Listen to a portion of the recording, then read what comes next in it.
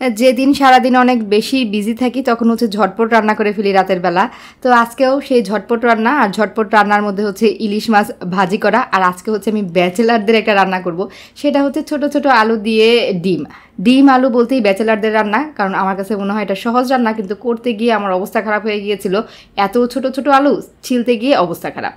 তো সকালবেলা উঠে আমি বাটার নামিয়ে নিলাম, আর হচ্ছে ব্রেড নামিয়ে নিলাম। বাটার আর ব্রেড দিয়ে নাস্তা করব আজকে, সব কিছুই ঝটপট হবে। প্রিয় নাস্তা করে স্কুলে চলে গেছে, প্রিয়র বাবা অফিসে চলে গেছে। তো তাদের নাস্তা একটা থাকে আর আমার নাস্তা হচ্ছে এগুলা থাকে। যদিও বাটারটা আমি প্রিয়র জন্যই আনিয়েছিলাম, কিন্তু প্রিয় মাঝে মাঝে খায়, মাঝে মাঝে খায় না।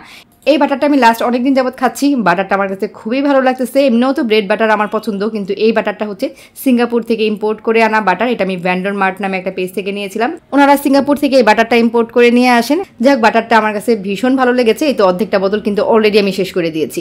এটা আমি নর্মাল ফ্রিজে রাখি, খাওয়ার কিছুক্ষণ আগে নামিয়ে রাখি। আজকে সারাদিনে আমার অনেকগুলো কাজ ছিল, কাজগুলো শেষ করলাম।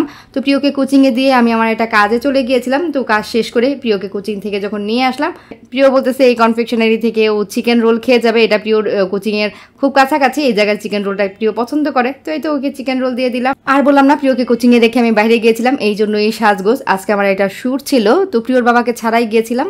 ছোটোখাটো একটা শ্যুট আমি একাই করতে পেরেছিলাম, এই জন্য আমি একাই গিয়েছিলাম। খুবই টায়ার্ড লাগছে, বাসায় গিয়ে রান্নাবান্না করতে হবে। আমি এখানে বসে বসে চিন্তা করছিলাম যে বাসায় গিয়ে ঝটপটের মধ্যে কী রান্নাবান্না করতে পারি। তো বাসায় গিয়েই আলু আর ডিম চোখে পড়লো, মনে হলো ঝটপট আলু আর ডিম ভর্তা করে ফেলি। তো আলু আর ডিম সেদ্ধ দিয়ে দিয়েছি, সাথে হচ্ছে ডাল, ফ্রিজে ফ্রোজেন করা আম আছে, কাঁচা আম দিয়ে আমডাল রান্না করব। আর আলু আর ডিম যখনই সেদ্ধ করতে দেই, সাথে হচ্ছে পানিটার মধ্যে লবণ দিয়ে দিই, তাহলে হচ্ছে আলুর ছিলাটা খুব সহজে ছুটানো যায় আর ডিমের খোসাটাও সহজে ছুটে আসে। তো আলু ডিম সেদ্ধ দিয়ে মনে হলো যে না, এটা আজকে ভর্তা না করি, এটা দিয়ে তরকারি রান্না করে ফেলি। ভর্তা করার উদ্দেশ্যে কিন্তু আমি সেদ্ধ চড়িয়েছিলাম, পরে মনে হলো তরকারি রান্না করে ফেলি, কারণ ছোটো আলুর তরকারিটা খেতে বেশ ভালো লাগে। আর এই ডিম আলু তরকারিটার নাম মাথায় আসতে আমার কাছে মনে হয় এটা ব্যাচেলারদের খাবার, কারণ ব্যাচেলার বাসায় এই রান্নাটা সবচেয়ে বেশি হয়, কারণ এটা সবচেয়ে ইজি রান্না। তবে এই সহজ রান্না করতে গিয়ে আজকে এই ছোটো ছোটো আলু ছিলে আমার অবস্থা খারাপ। আমি ভেবেছিলাম ছোটো আলু দিয়ে রান্না করলে বেশ ভালো লাগবে। আলুগুলো অনেক দিন যাবতই ঘরে ছিল, রান্না করব করে করা হচ্ছিল না, শুধুমাত্র এই আলু ছিলার ভয়। যাই হোক, আমি আলু আর ডিমটা প্রথমে লবণ আর হলুদ দিয়ে কিছুক্ষণ ভেজে নিলাম। এটা আমি একটু সময় নিয়ে ভেজে রান্না করি, তাহলে খেতে ভালো লাগে। একটু ভেজে নেওয়ার পর আমি এখন রসুন বাটা দিয়ে দিলাম। রসুন বাটা দিয়েও হালকা একটু ভেজে নিলাম। এখন হচ্ছে গুঁড়া মশলাগুলো দিয়ে দিব। হলুদের গুঁড়া দিলাম, মরিচের গুঁড়া দিলাম, আর একটু ধনিয়ার গুঁড়া দিয়ে দিলাম।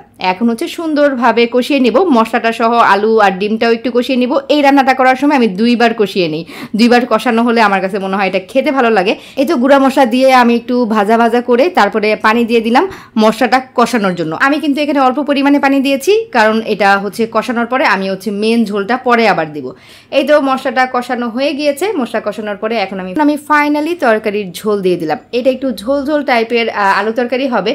আর এই রান্নাটার মধ্যে ডিমটা যদি আমি সেদ্ধ করে না দিয়ে ভাজি করে পিস পিস করে দেই, মানে অমলেট করে পিস পিস করে দেই, তাহলে প্রিয়র বাবা বেশি পছন্দ করে। কিন্তু আজকে তো আমি ডিম সেদ্ধ দিয়েছিলাম হচ্ছে ডিম আলু ভর্তা করব, এই জন্য পরবর্তীতে ডিসিশন চেঞ্জ হয়ে তরকারি হয়ে গেছে। তো নামানোর আগে দিয়ে জিরা পাউডার দিয়ে দিলাম, ভাজা জিরার গুঁড়া। যদি ধনিয়া পাতা থাকতো ধনিয়া পাতা দিতাম, ধনিয়া পাতা ছিল না, এই জন্য ভাজা জিরার গুঁড়া দিয়ে দিলাম। আর এখানে ডাল রান্না কমপ্লিট। আমি ফ্রিজের মধ্যে কাঁচা আম ফ্রোজেন করে রাখি, সেই কাঁচা আম দিয়ে আমডাল রান্না করেছি। এটার ঝোলটা একদমই কমে আসবে নামানোর পরে, কারণ আলু তরকারির ঝোল নামানোর পরে কমে যায়। আর আমি ফ্রিজের মধ্যে হচ্ছে ইলিশ মাছটা ম্যাক্সিমাম সময় চেষ্টা করি মেরিনেট করে রেখে দিতে, আর বিফ রান্না করে রাখতে। যেদিন এমন ঝটপট কিছু রান্না করতে হয় তখন নামিয়ে জাস্ট ভেজে ফেলি, বা বিফ থাকলে নামিয়ে গরম করে ফেলি। তো এই তো আজকে হচ্ছে এই ব্যাচেলারদের রান্নাময় আজকের একটা দিন। তো আজকের ব্লগ এখানে শেষ করে দিচ্ছি। সবাই ভালো থাকবেন, সুস্থ থাকবেন, আল্লাহ হাফেজ। আর এই ব্যাচেলারদের খাবারটা কিন্তু আমাদের ভীষণ পছন্দ। আপনাদের কার কার এই আলু ডিম তরকারি পছন্দ আমাকে কমেন্ট করে জানাবেন।